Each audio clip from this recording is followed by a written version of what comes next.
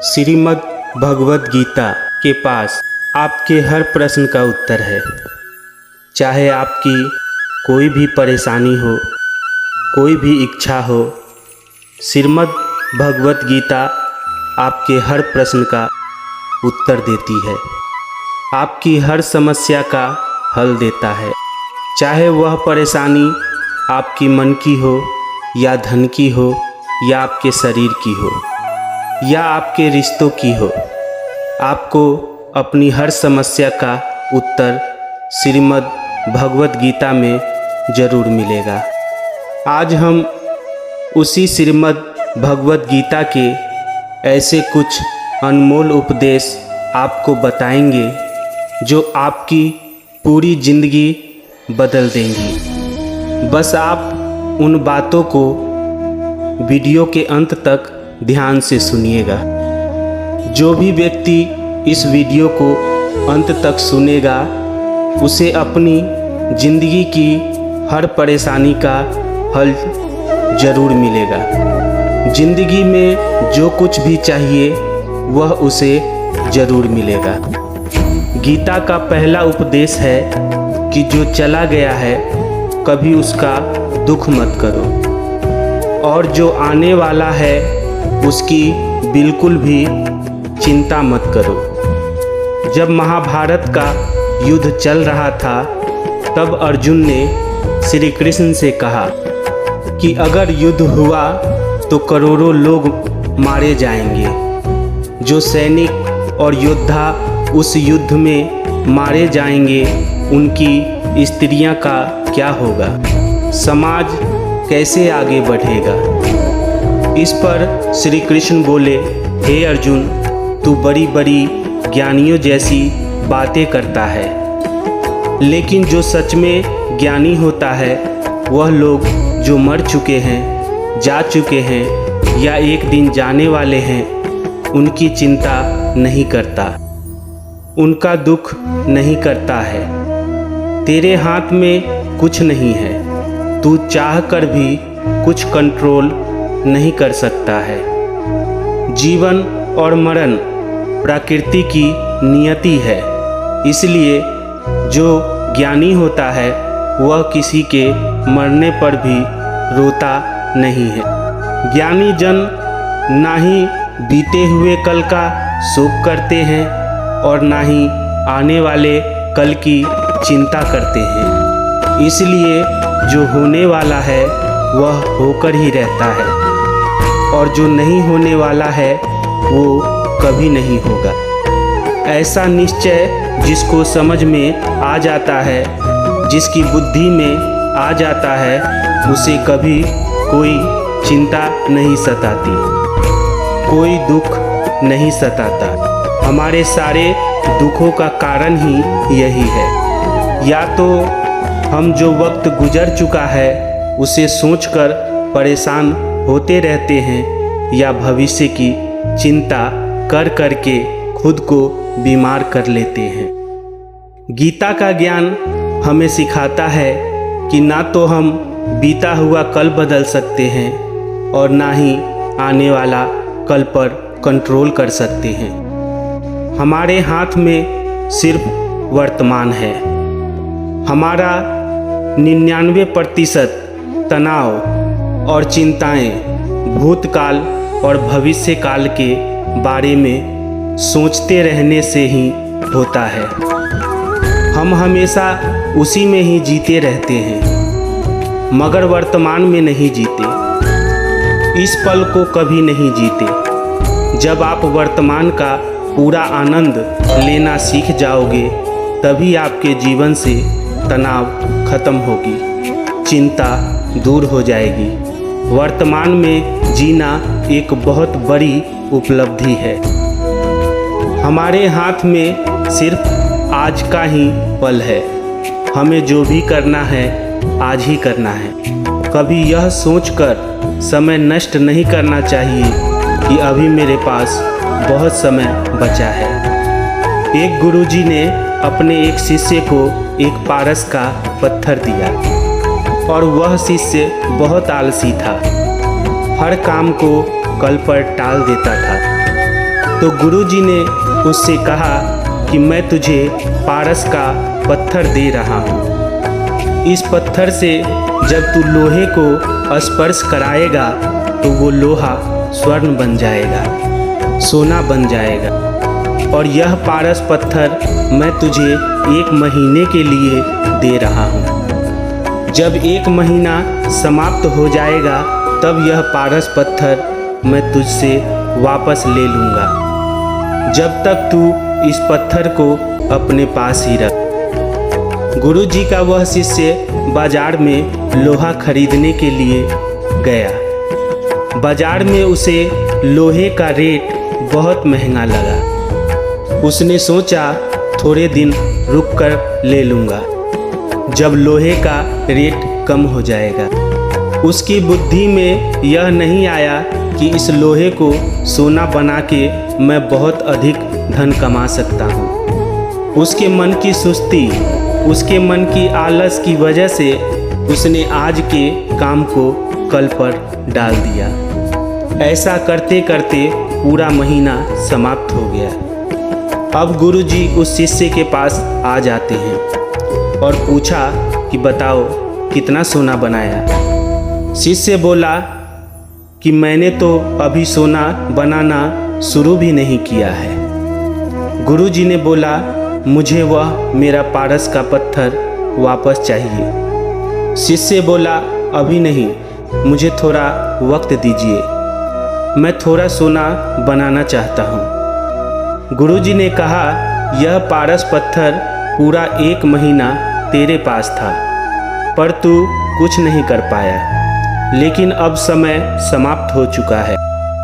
ऐसे ही हमारा जीवन है, हमारी जिंदगी है, और यह समय ही पारस पत्थर है। हम समय के एक एक पल से अपने जीवन को सोना बना सकते हैं, लेकिन हमें यह लगता है कि हमारे पास बहुत समय बचा है। एक दिन ज़िंदगी को जी लेंगे, ज़िंदगी में खुश हो जाएंगे, लेकिन वह दिन कभी नहीं आता और हम जिंदगी भर भागते रहते हैं, चिंता करते रहते हैं, दुखी होते रहते हैं, लेकिन ज़िंदगी को जीना सब भूल जाते हैं। इसलिए गीता का ज्ञान हमें यह सिखाता है कि आप आज में जीना सीखो, इस पल में जीना सीखो। श्रीमद् भगवद गीता का दूसरा उपदेश यह है कि कोई अगर आपका अपना है या कोई आपसे बड़ा है तो उसका अपने प्रति गलत व्यवहार कभी भी सहन नहीं करना चाहिए। यह गीता का उपदेश हमारी जिंदगी से भी जुड़ा है। हम अपने मन की अधिकतर तकलीफ़ों को यह सोचकर जिंदगी भर सहते हैं, यह तो मेरा अपना है, यह तो मेरा बड़ा है, इसको हम कैसे कुछ कह सकते हैं। हम अगर नहीं सहेंगे, कुछ कह देंगे तो हमारे रिश्ते ही खराब हो जाएंगे, हमारे रिश्ते ही समाप्त हो जाएंगे। पर सोचने की बात यह है कि उस व्यक्ति को आप अपना कैसे मान सकते हैं जो आपकी तकलीफ़ों की वजह हो। अपना तो वह होता है जो हमारी तकलीफ़ को दूर कर दे।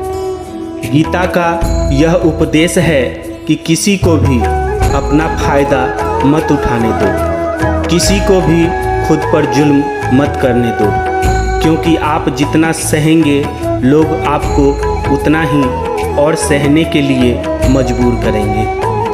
गीता का पहला अध्याय अर्जुन निषाद योग और दूसरा अध्याय जिसका नाम सांख्य योग है, उसके आरंभ में अर्जुन ने श्री कृष्ण के आगे अपना दुख प्रकट किया है और कहा, हे केशव, मैं कौरवों से कैसे युद्ध कर सकता हूँ, यह सब तो मेरे अपने ही हैं। मैं कैसे भीष्म पितामह और गुरु द्रोणाचार्य से युद्ध करूँगा, क्योंकि वह दोनों मेरे पूजनीय हैं। इसलिए इन गुरुजनों को मारने से तो अच्छा है कि मैं भिक्षा के अन्न को खाकर अपने जीवन को गुजारा करूं। और जिन कौरवों से मैं युद्ध करने जा रहा हूं, वह धृतराष्ट्र के पुत्र मेरे भाई ही हैं, मेरे अपने ही हैं। इन सबको मारने से अच्छा है कि मैं सन्यासी बन जाऊं। श्री कृष्ण ने अर्जुन से कहा कि यहाँ कौन अपना है और कौन पराया है। जो अधर्म करता है उसके साथ युद्ध करना तुझे मोक्ष और मुक्ति देगा। तू अपने इस मन के भाव को त्याग दे, नहीं तो सारा जग तेरी निंदा ही करेगा, तुझे डरपोक कहेगा। बात अपने पराये की नहीं है, बात धर्म और अधर्म की है, बात सही और गलत की है। तू गलत को सहेगा, उसका अंत नहीं करेगा तो गलत करने वालों को और बल मिलेगा, वह और भी गलत करेगा। इसलिए मन के मोह को त्याग करके तू युद्ध कर। इससे जुड़ा एक और कहानी भी है। जब अर्जुन के पुत्र अभिमन्यु की युद्ध में मृत्यु हो जाती है, तब अर्जुन बहुत दुखी होता है और रोने लगता है। वो श्री कृष्ण से कहने लगा, हे केशव, मेरा पुत्र मर गया है। मैं यह दुख बिल्कुल भी सहन नहीं कर सकता। मैं अपने आप को समाप्त कर लूँगा। फिर भगवान श्री कृष्ण उसे आत्माओं की लोक में लेकर गए, जहाँ अभिमन्यु आनंद से बैठा हुआ था, क्योंकि उसने सत्योचित व्यवहार किया था, इसलिए उसे उत्तम पद प्राप्त हुआ था। जब अर्जुन अभिमन्यु के पास रोते रोते गया तो अपने पुत्र को देखकर बहुत प्रसन्न हुआ। उसे गले से लगाकर कहा, हे पुत्र, तेरे बिना तो मैं जी ही नहीं सकता। मैंने तो अपने जीवन की आशा का ही त्याग कर दिया है। तो अभिमन्यु कहने लगा कि आप कौन हैं? अर्जुन बोला, मैं तेरा पिता हूँ पुत्र, और तू मेरा पुत्र है। तो अभिमन्यु कहने लगा कि कौन पिता, कौन पुत्र? मेरे हजारों जन्म हुए, किसी जन्म में आप मेरे पिता बनते हैं और किसी जन्म में मैं आपका पिता बनता हूँ। आत्मा का न कोई माता होता है न कोई पिता होता है। जब अर्जुन ने देखा कि मेरा पुत्र मुझे पहचान ही नहीं रहा, तो उसका सारा मोह खत्म हो गया। इसलिए गीता के इस उपदेश को ठीक से समझ लो कि यहाँ कोई अपना पराया नहीं है। जो बुरे वक्त में, तकलीफ के वक्त में साथ दे, सिर्फ वही हमारा है, वही हमारा अपना है, बाकी सब पराए हैं। गीता का तीसरा उपदेश यह बताता है कि मौत से डरना बिल्कुल व्यर्थ है। श्री कृष्ण ने गीता में कहा है कि यह संसार मृत्यु लोक है, जिसका भी जन्म हुआ है वह एक दिन जरूर मर जाएगा। जिसका आरंभ हुआ है उसका अंत अवश्य होगा, हम इसे रोक नहीं सकते हैं। जैसे हम रोज कपड़े बदलते हैं, वैसे ही हमारी आत्मा नया शरीर धारण करती है। मृत्यु सिर्फ इस जीवन का एक नया आरंभ है, यह जीवन का अंत नहीं है। आत्मा कभी नहीं मर सकती और ना ही इसे कोई मार सकता है, लेकिन मौत का डर मनुष्य को सबसे ज़्यादा लगा रहता है। मौत का दुख भी इंसान को सबसे ज़्यादा होता है।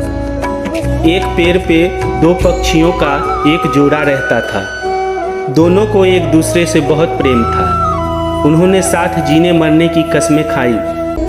एक दिन वहाँ एक शिकारी आया और तीर चलाकर वहाँ बैठे मादा पक्षी को मार दिया। तो वह अकेला नर पक्षी रोने लगा कि मैं तुम्हारे बिना कैसे जी पाऊंगा। तुम्हारी जगह मेरी मृत्यु हो जाती तो अच्छा होता। रो रो कर वह बहुत विलाप करने लगा। इतने में वो शिकारी दूसरा तीर चलाया और उस पक्षी को भी मार दिया।